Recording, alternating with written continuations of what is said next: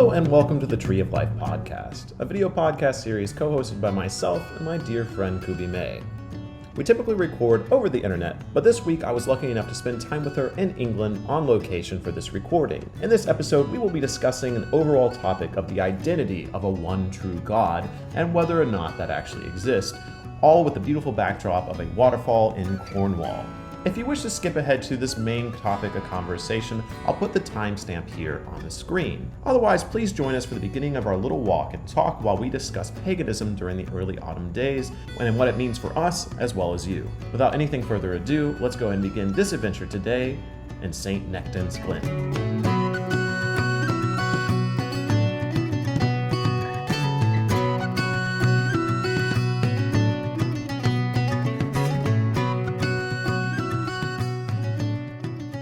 Sir, what do you know about St. Nectan's Glen besides the fact that there's a cool waterfall there? It's meant to be quite high on fae energy. There's it's one of those places where people have a lot of fairy sort of experiences, and there's a big hole at the bottom of the waterfall where it's believed it can kind of pull any energy that's not meant to be in you out, or you can kind of rebaptize yourself into a new era of your life. It is a very magical place. I've been there before, and it was cold, but really magical. Well, one thing that's special about the area we're in near Tintagel, and Tintagel is the mythological or possible historic birthplace of King Arthur. Yeah. And then below the castle itself is also Merlin's Cave. Yes, indeed. And so there's a lot of spiritual stuff here, and if you've seen the little video that I've made as well, if it's not out yet, we filmed a little video after going to the Witchcraft Museum here, and did not have as great of reactions as we thought. So clearly there's definitely a conversation around spirituality here. Yeah, something brewing. Yeah. Something bubbling. And in general, like one of the conversations we've been having a lot on this trip is the spirituality of Britain, of England, but of this land. And so a lot of our conversation today is going to be, of course, about going into autumn, but we're also wanting to talk about gods a little bit more, or if there is one true God. Because that was a big conversation as religions clashed here in England, especially with the Romans, with the Celtic peoples, with the Brittonic peoples, and then with Christianity, the Anglo-Saxons. This is a land of the war of the gods. And with the war of the gods, is there one true one? So that's what we're going to be talking about today in this video. So if you stick along, I mean, it is a podcast, so it's going to be a little bit long, but we hope that you stick around for the scenery of beautiful Cornwall on this cloudy day with our disheveled hair, and enjoy the conversation. If you're kind of new to this podcast, we only release once a month, but typically our idea behind it is looking at the time of year that we're in, the time of year that we're recording, and looking at what that means for us as people living in this world, but also as people who believe in the spirits of this world. And so a lot of the times we look at nature, let's look at the nature literally around us right now. You know, what's going on? Things are still green, but we have the twinge of orange, you know, up here, there's a little orange going on. The breeze is cooling down, and, you know, the nights are colder, as you found out last night. Yeah, oh my God. In a tent. Yeah. In the middle of a storm. So her and her partner, they slept in a tent last night, because they're in this end of summer, it's still summer idea. And then my partner and I, we slept in a hotel. Sensible folk. Sensible folk. Very warm and cozy. Oh, we're entering the fairy world a little bit now. Sadly, well, she has her dogs. We'll show them a little bit here. Zorro's refusing to move without his mum. Yeah. Where's my mum? She's here. So for you, what does this time of year signify? For me, it is just that. It's that reminder that the peak of the year is now coming to a close, that it's time to draw inwards, to get drinking nice hot drinks around the fire, to start journaling again. Just to start really drawing the focus inwards, away from projects, away from hustle bustle, even socializing so much. And it I think it goes beautifully with the drop of serotonin. You can kind of feel the body naturally doing that anyway, with the lack of sunlight and the nights drawing in and getting a bit darker. So for me, it's more just a nice invitation to draw back into the cave, or to start that focus. Yeah. What about you? What does it mean to you? Well, I don't know, it's weird. You and I have both been getting a little druidic in recent times, I feel like. A little bit. A little bit terrific. And so even like filming this podcast, like, it's a bit chaotic, yes, what we're doing here. But to me, it really like connects, like looking at this tree here with the orange leaves, being a little warm but a little cool, kind of reflecting on what all this means for us. Like the year is winding down. And what does that winding down connect to with us and our own personal lives? Like, what have we accomplished this year? Yeah. What has our hard work of the summer? Like, I don't know about you, but like summer feels like a blur because I feel like I just worked. Yeah. And I've been putting in new ideas. And now we're starting to see that harvest. Like, the 9-to-5 life has never been for me. And I don't think it's really for humans. Yeah, absolutely. Because I think our work needs to be more seasonal. Yeah. And Yeah. so if our work, like our physical work that we have to do, our survival work, can't be, anything besides 9 to 5, that's fine. But what about your creative work? What about your spiritual pursuits? Reflecting on those things this time of year. And Absolutely. what can you harvest from them? Yeah, absolutely.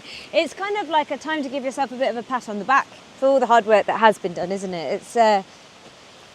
I do find that there's a part of me that naturally wants to do projects in the winter because I'm like, I'll be indoors more. I'll do projects then, but it doesn't really align with the body's natural inclination to. You've got more zest for life, more life force, more energy in the summer to get things actually done and get projects done. So, yeah. Well, even like what you said about cozy drinks, like the summertime, I was being really active, really disciplined and getting things done. And now, like we had for breakfast, and it's like, should I have another full English breakfast after having 2 pints at the pub last night? Yes, I should definitely have that. So I do think it's the time of rewarding ourselves. Yeah. And I think that's, With again, food. yeah, with food. And I think we're losing that again as a Absolutely. society because we don't have a seasonal celebration cycle as much as we used to. Yeah. Like if you were a yeah. worker in the field, you had to give yourself this kind of break. Yeah. Like you've been breaking your back all summer, and now it's the time to celebrate. Absolutely. And so, yeah, celebrate a little bit. And I think that's why I do like Thanksgiving so much. So sort of not go against the natural grain of life and the natural rhythm of life. There's less daylight hours if we're following the sun and behavior of the sun. Yeah. Maybe we would go back home and rest earlier in the evenings and not force ourselves to go out Yeah. so much and things like that. So for me, that is spiritually tied in because I find as soon as I go out of whack with seasons or the natural way of things, I find myself out of alignment with spirit as well. Yeah. And what you were saying, it's so true. We kind of are forced to come out of alignment with the 9 to 5. Yeah. I mean, luckily the darkness, as long as you don't live in the equator, the darkness does beckon us to go in earlier. Yes. Like yeah. when it's summertime and it's dark, light out until 9 or 10, you're like, oh, there's more to do. But now, like, we're already seeing it, sun setting at like 7:30. Yeah. And so I feel like my time dilation's been messed up because I've been like, oh, it feels so late, and it's like 7. Yeah. And it's like, oh, time to cozy up already. It's bedtime. Yeah. And I feel like that's why one of the reasons people love this time of year. It does encourage us to slow down. But I think maybe I'm reflecting on the darker times, like November, October, the times of Samhain and All Hallows Eve and all that. Like that time of year is more for reflecting on the dead and the past and the heavier subjects, where I feel like September is still like, there's still a little bit of light. We're not fully transitioned out of it. And so still putting in the little work, putting in some energetic work, even thinking about like Oktoberfest. Oktoberfest is this time of year. Like when I get back to the US, it'll be Oktoberfest there. Are you going to? We're going to try. Amazing. Yeah, so an Oktoberfest is a very active time of year. Yeah. I think that is a thing within the spiritual community, is the moment we see an autumn leaf, we completely recluse. Yeah. Actually, it's more like an amber warning rather than the red light getting into the cave, isn't it? And so I think maybe, just as someone who loves autumn in this time of year, maybe don't completely recluse yourself. Like there's still a little bit of light, so take advantage of that. Actually, and just going for walks like this is a nice wind down of the year. Yeah. It's like you're not working, you're not putting something into a project, but you are going for a nice stroll, you're connecting with nature and the land before it all completely dies around us. Yeah. So that's possibly the answer, isn't it, of how to connect spiritually with it this time. Well, it feels like we're in the uphill, so we should probably just carry on to the waterfall here, and we'll get to the meat of our conversation You here. have the view of it just seconds away, actually. Oh, really? Okay, very good. Yeah. Well, I'll record some footage for you along the way, put on some pretty music. But yeah, we'll see you at the waterfall. See you there.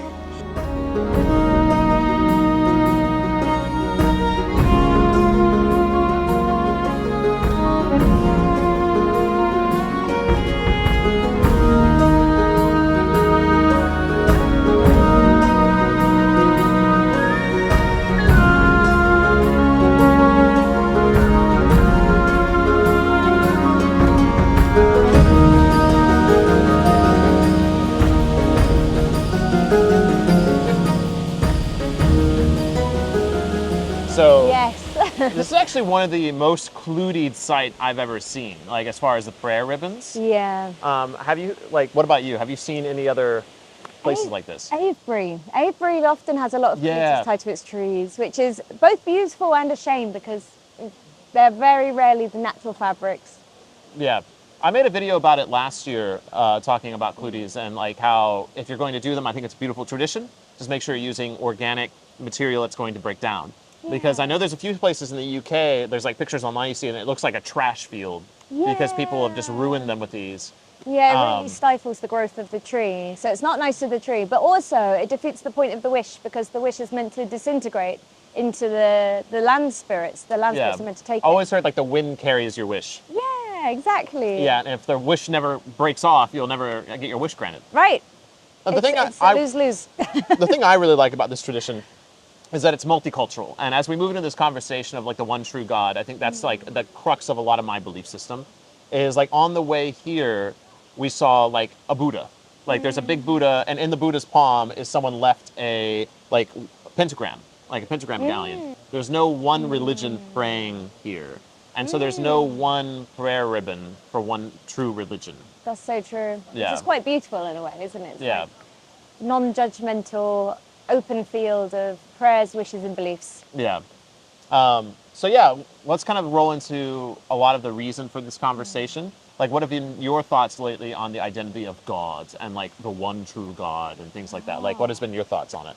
So I've had a really interesting month because I was asked to do a mental health talk for my local town, which is coming up. And I was thinking about, what really is the essence underlying the imbalance between, like what is going on with mental health? Why is there such an imbalance in the world at the moment? And I was considering perhaps it's maybe an imbalance between the masculine and the feminine. And with the pagan world, there's such a big lean into the goddess that without the masculine, which provides the structure and the boundaries, the decision-making, the linear, maybe it is just kind of chaos and a swirling abyss of emotion. So I was thinking, that feels so, because nature is very much in balance. And I got myself questioning, like, how is it that the pagan world is very much heavily reliant on the goddess, which is an imbalance and out of alignment with its own nature in a way. And I was thinking about this and I thought, I wonder if we've forgotten about a major god, like maybe a major god was taken away within Christianity and never really put back, never taken back even by the pagan world. And I got really into this. I went down some big ChatGPT rabbit holes with this one. And was thinking, our Neolithic ancestors, they really worshipped the one true, very definitely a sun god. They're, Stonehenge is perfect alignment of the sun. And then all of the sun crosses and the spirals on all of the burial chambers and everything ever since. And the story of the Dagda in alignment with the rising sun on solstice. That puts him in direct alignment with Christianity and the syncretization of Christ. And I was thinking, hang on a minute, Christians worshipping God on Sunday, Christ being the Son of God, the radiant rising light of the world. Has it possibly been so, as it is with so many other parts of the traditions of the pagan world, that Christianity borrowed our sun god and we've never taken it back? And we've just been left with a heavy lean into the goddess, and maybe that's why the world feels so imbalanced at the moment. Yeah, okay. So you're not saying necessarily there is only one God. You're just saying there's an imbalance between the masculine and the feminine. Yeah. I would say, in all of, there's about 11 different ancient cultures that I'd found where this story repeats itself of a sky god or a sun god being an originator and impregnating the earth, whether it be Gaia or Danu or whatever. And it's this story unfolds over and over again throughout history. And so I feel like, our story must be very similar in the pagan world with the Celtic and the Norse as well. Yeah, well, it's interesting because, a lot of my conversations on this have been around, like, what is the definition of, like, the Christian God? Because I've been talking a lot of, like, it seems like Christians want to talk a lot about Jesus. Yes. Like, especially modern day evangelical, American Christians. They're really big on Jesus. They rarely mention God. They love Jesus a lot. And so, but at the same time, like, the Christian God is Yahweh. Like, and Yahweh did not change. Yahweh is a war god from the Canaanite pagan path. And so it's really interesting that, I've been saying for a long time that it should be no shock to us that Judaism and Christianity have been at war, with other people for Ever centuries. since. Yeah. And their central god is a war god. It's no shock to me. Yeah. But it is interesting because Christianity, modern Christianity, preaches love. And they're big on love. And Jesus was big on love. Yeah, yeah. But it doesn't seem like Jesus was talking about the same God as as Yahweh. I completely agree. Yeah.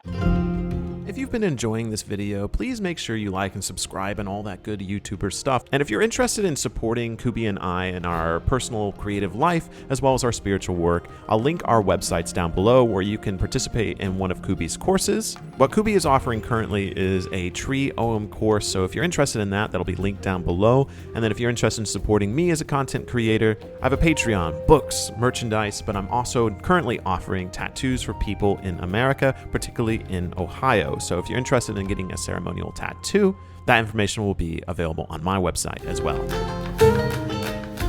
I did go through a Christian phase in my early sort of 18s to early 20s, and I really found the New Testament God felt very different to the Old Testament God. Yeah. And I wondered if the New Testament God is I believe, sun god of the pagan world that's been just syncretized and borrowed, and maybe Jesus is like the Lu. Yeah. Maybe he's the Lu of the Celtic world, of the Christian world, and that these stories are just complete enmeshments of each other.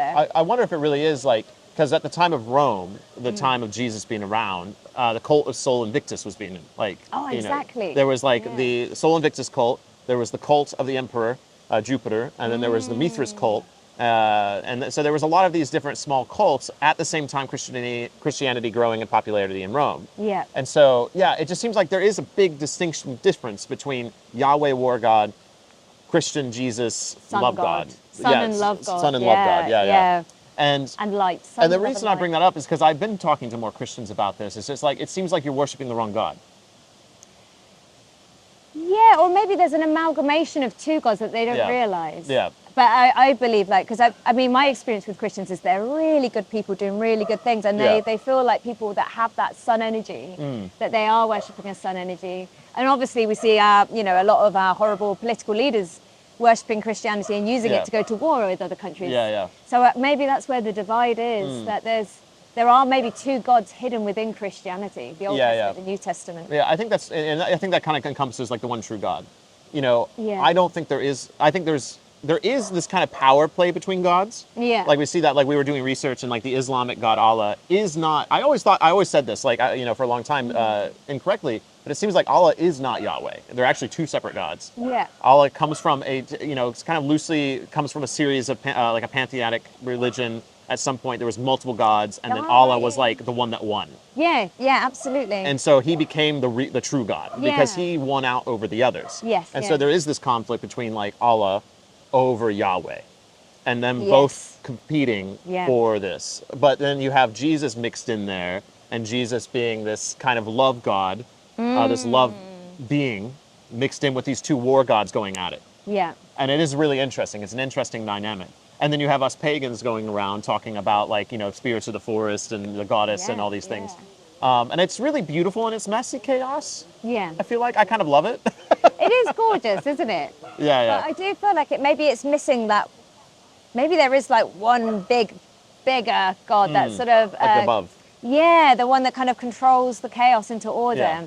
I wonder if that is missing, and how would it feel? This has been my experiment, my little thought experiment this month, to include that, almost that connection to what felt like an original Christian God to me, but now I've kind of I've interpreted it or reinterpreted it as a sun god, a god of light, a god of optimism and order, and the beautiful things, and the masculine, like the divine masculine. What happens if we reintroduce that into our pantheon with the goddess, and maybe even reunite it with the goddess? Yeah. Is that where we then find the divine union between the two genders as well? And I think you can look at a literal thing here. You have the sun, which is seen as masculine a lot of the times. Yeah. And you have the earth, which is seen as feminine. Yeah. So to me, there's the balance right there. You have the sun, the golden light, warmth, love. Yeah. But also, the great judge and the light bringer. And then you have the earth, our mother. It's harsh here, it's loving, but it's our home. Yeah. And that relationship between the two is, I think, the true beauty in our religions, and I think it is Yes, yeah. in the core center of a lot of the religions in the world. Yeah. And it's us humans, our human gods, that are getting in the way. Totally. Yeah. And I wonder, you know, maybe Christianity is the masculine sun, but without enough of the earth. And maybe the pagans are too much of the earth without enough of the sun. Yeah, yeah. You know what I mean? Maybe there's like a balance to be met, or a bridge in the middle between Yeah. the two. I've reinvented it actually. Well, I say reinvented, that's very, very arrogant. What I'm calling it is more a rediscovery, because I really believe our ancient druidic ancestors knew this. All of their artwork was so in balance. You see the Celtic spirals, it's always Yeah. a triskelon, it's three. They understood that there was this, that, and the middle road. And Yeah. for me, I feel like the this is the earth, the that is the sun, and the middle road is where they come together in union. Oh, yeah, yeah. And so I'm calling it Theodruidery. It's this new thing I'm talking Oh, about. yeah, yeah, you're Like, inventing it. I'm inventing it. It's going to be called Theodruidery, which is putting Yeah. the god back in Druidry and meeting it, getting it to greet the goddess in a more profound way, in a more kind of balanced way. There's a book I've been reading that's been really interesting, coinciding with this, because obviously I was visiting you in Avalon in Glastonbury. Yeah. And so I've been reading The Mist of Avalon. It was a book written in the 1980s, and it's a fiction fantasy based on Arthurian legend. So there is like actual Arthurian legend in there, as far Yeah. as like Guinevere and Morgan, and I can't remember the name. Ingrain, I think is the name of Ingrain. I think Yeah. that's Arthur's Yeah. mother. So it's like Okay. focusing on her. And it has definitely more of a fantasy element around what was happening at Avalon in Glastonbury at the time of conversion. Yeah. And so they're kind of talking about the transition from the pagan religion, the goddess religion, Oh, to the interesting. masculine religion of God. And there's a few things they bring up which is quite interesting. And again, this is coming from a modern author, but I appreciate her insight into it. Is through the voice of Merlin, she repeats like Merlin talking to these Christian kings, saying that we worship the same God. You just don't see that. Oh, interesting. And I think that is really interesting, is that, like, what if that was a relation with the Druids? Because we do see the Druids Yeah. bringing themselves into Catholicism. Yeah. Is maybe they were able to do that because they're like, oh, yeah, we worship the same Yeah. God. Like, just don't murder us. Like, you know? yeah, just be nice, all right? yeah. Play game. Yeah, please don't destroy our shrines and our wells. Like, let's keep those. You know, I like this tree. Please don't burn that down. Like, Yeah. and it does seem that yes, there were Druids that were murdered. Yes, there was groves that were destroyed.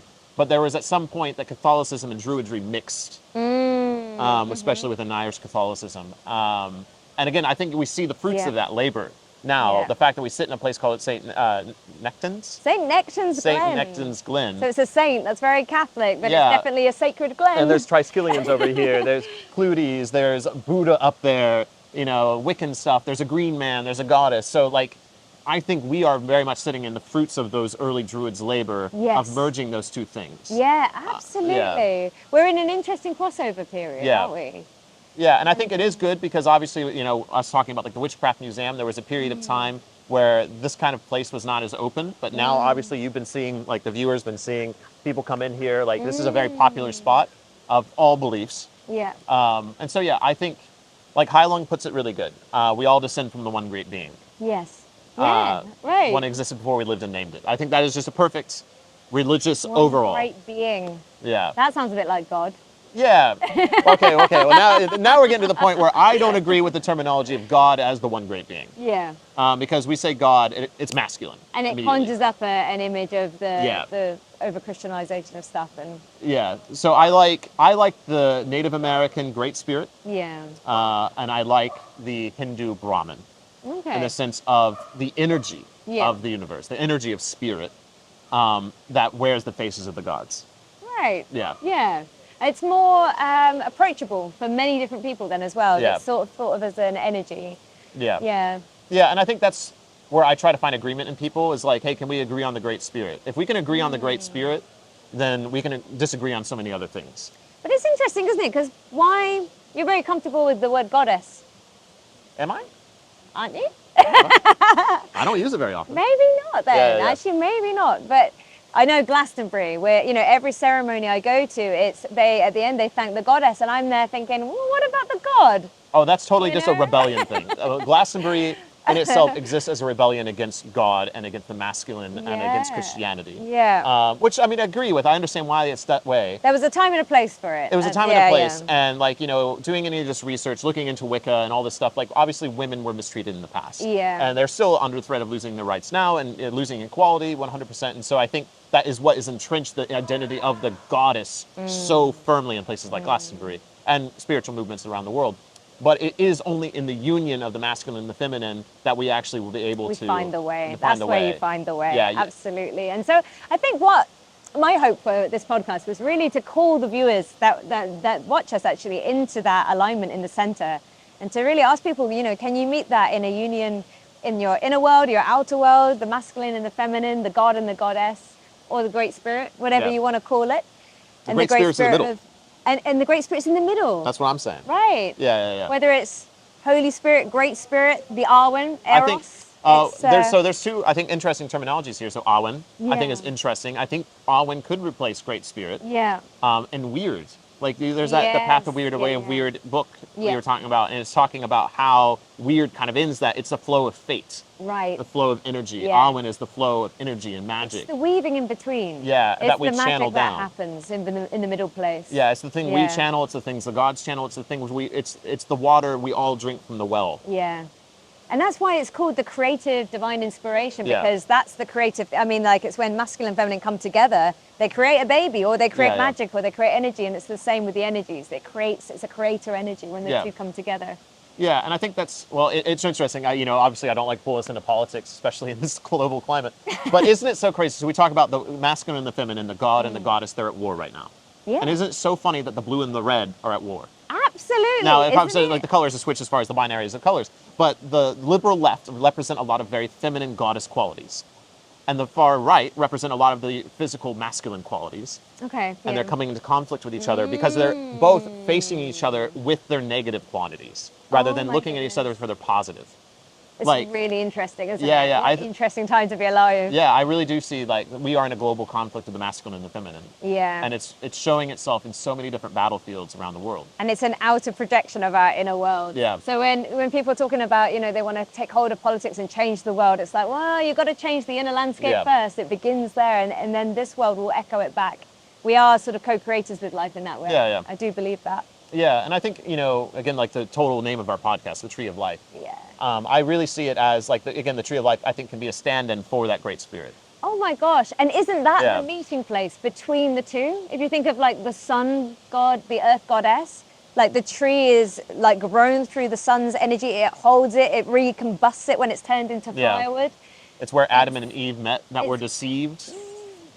Oh, shit. Oh, damn. So many little dots connected. Yeah. No, but there's so much of that. And, Yeah. even in the Norse Ragnarok story, like the two beings that survive, the meet at the tree. Okay, isn't that interesting? Yeah, and that's where society is formed again, is at the tree. People are being called back to that meeting place. Yeah. You're And being I think, called back to the tree. we also talk about like conspiracy theories a lot and like, the end of the world, or like we'll chit chat about everything. But it is interesting because I really hope that, the world as we know it doesn't completely collapse. Yeah. But we're definitely at a transition point. Yes. And from all the mythologies, it seems like after that fall, we come back to the meeting place. We come back to the tree, back to Great Spirit. Exactly. And then we grow again. Yeah, you kind of have to go through the ugly part of a journey, don't you? You have to kind of look at the shadow in the face and sort of see the toxicity of each other and ourselves Yeah. before that can take place. Yeah. So I'm on board with you. I'm very optimistic. I think we're on the up. I Yeah. think we're being called back to the center. And yeah. Yeah. That's- So would you feel comfortable, the crux of this conversation, like the question of this episode is like, who is the one true God? Is the one true God the Great Spirit? I think so. Yeah. I would is agree the with Awen, that. is the weird. Yeah. Yeah. But I also feel like it's a sun energy as well. I really feel that there's a solar energy to it. Yeah. Yeah. Yeah. What is it about the solar energy that calls to it? Well, actually, even just looking at the masculine and the feminine cycles, so the women's menstrual bleed follows the moon. We follow the 28-day, roughly on average, cycle. Someone's having a good release. Possibly Edward.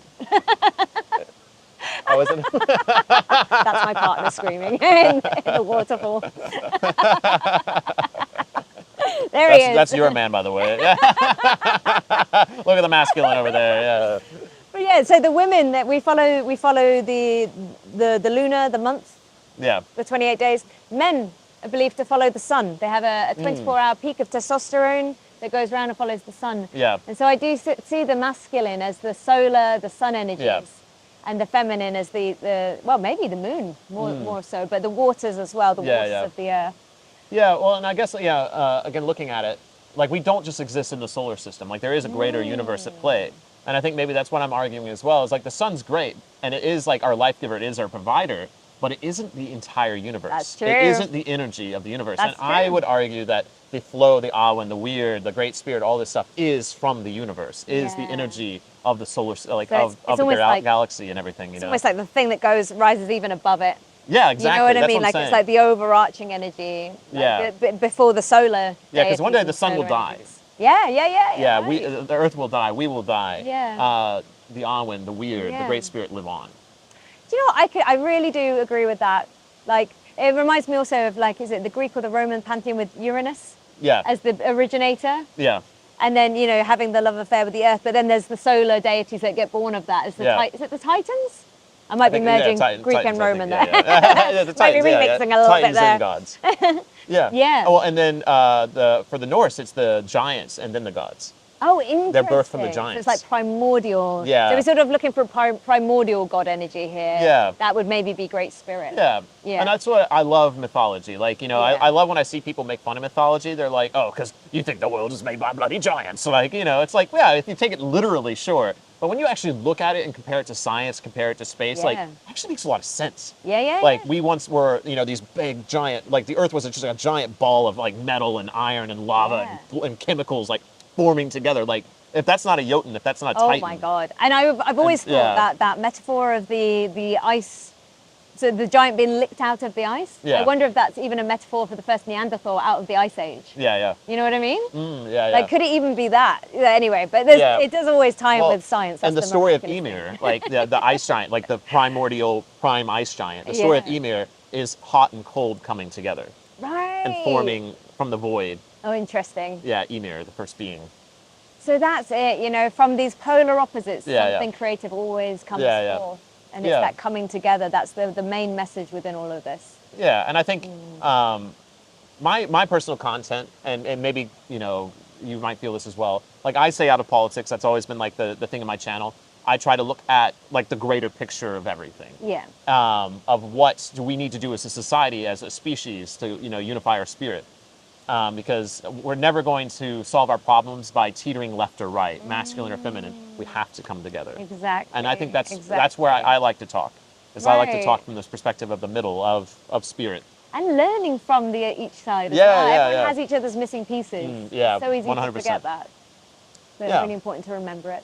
But also important to know, we're just two crazy hippies in the middle of the forest. Ta-da! Yeah, oh, and Zorro here too. So as always, if you disagree with us, that's perfectly okay. We want to hear your thoughts, Yes. so please put them in the comments. Yeah. We'd love to read them.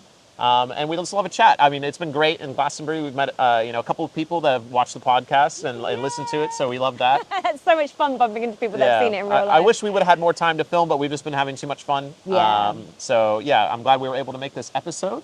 Thank you so much for joining us in the woods. I hope the audio is not shit. There's a good chance it is. Just a loud sound of a river. Like, Well, with that, thank you all so very much. I think that's a great place to leave it.